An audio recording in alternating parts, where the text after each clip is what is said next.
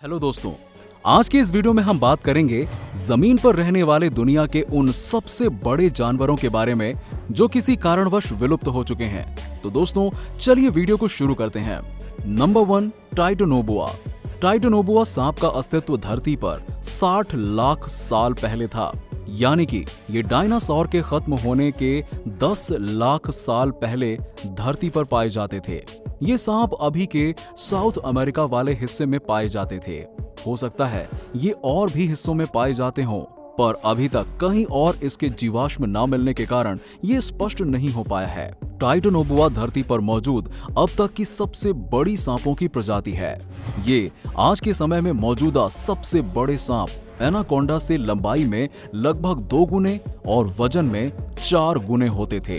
टाइटोनोबुआ सांप की लंबाई 40 से 50 फीट होती थी और वजन 1000 से 1500 किलो के करीब था। टाइटोनोबुआ सांपों का इतना विशालकाय होना उस समय के तापमान को बताया जाता है, जो कि 90 डिग्री हुआ करता था, और ये ठंडे खून वाले जीव जैसे कि टाइटोनोबुआ को बढ़ने के लिए अनुकूल तापमान था। समय के साथ साथ धरती का तापमान ठंडा होता गया और यही इन सांपों के विलुप्त होने का बड़ा कारण बना।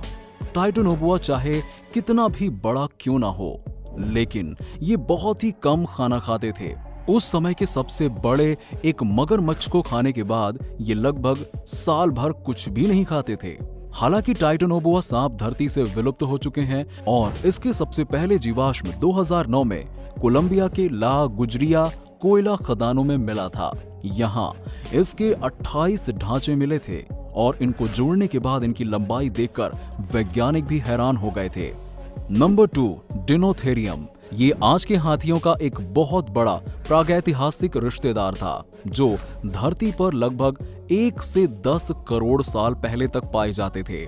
इसके अवशेष पहली बार 18वीं शताब्दी में खोजे गए थे और 1829 में जर्मन नेचुरिस्ट के द्वारा इसका नाम डिनोथेरियम रखा गया। ये करीब 20 फीट तक लंबे होते थे और इसका वजन 12 टन तक होता था। इनकी उत्पत्ति यूरोप से शुरू हुई थी और आज की तुलना में हाथियों में ये बहुत ही भीमकाय थे। इनके दांत बहुत नुकीले थे और निचले जबड़े नीचे की ओर झुके हुए थे। इनके विलुप्त होने का कारण भी जलवायु का परिवर्तन होना था। नंबर 3, सैक्रोसुचस। सैक्रोसुचस प्रागैतिहासिक काल के विशालकाय और बहुत ही खतरनाक मगरमच्छ थे। इसके सबसे पहले अवशेष 1950 में फ्रांसीसी जीवाश्म सहारा रेगिस्तान में खोजे गए थे और ये मगरमच्छ 40 फीट तक लंबे होते थे।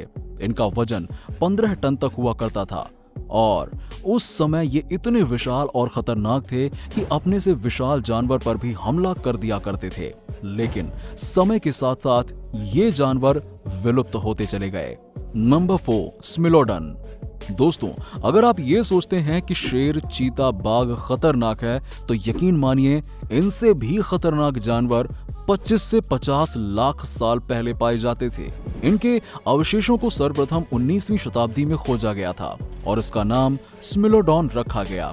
इस जानवर के 2 आगे के दांत नुकीले होते थे। ये इनका इस्तेमाल पेड़ की शाखाओं से कूदकर अपने शिकार को दबोचने के लिए किया करते थे। वैज्ञानिकों को स्लिमोडॉन के पूरे समूह के जीवाश्म एक साथ मिले, जिससे जानकारी मिलती है कि अकेले नहीं बल्कि समूह में रहकर ये शिकार किया करते थे। नंबर 5, चैलिकोथेरियम।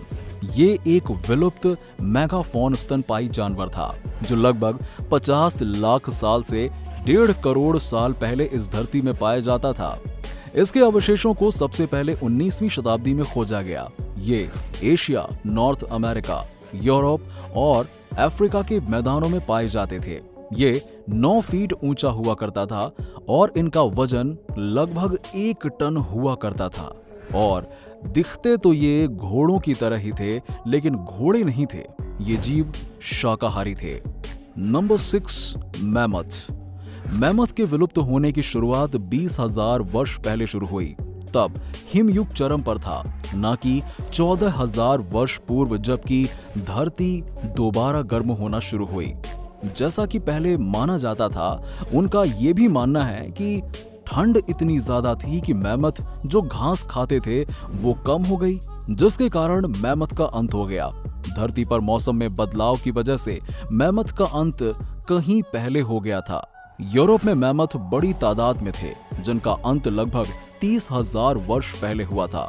मैमथ एक विशालकाय हाथी सदृश जीव था जो अब विलुप्त हो गया। इसका वैज्ञानिक नाम मैमुथस प्राइमीजीनियस है। अनुमान लगाया जाता है कि फ्रांस में ये जंतु हिम युग के अंत तक और साइबेरिया में संभवतः और आगे तक जीवित रहा होगा। हमें कमेंट करके बताएं कि इनमें से कौन सबसे विशाल और खतरनाक जानवर लगा।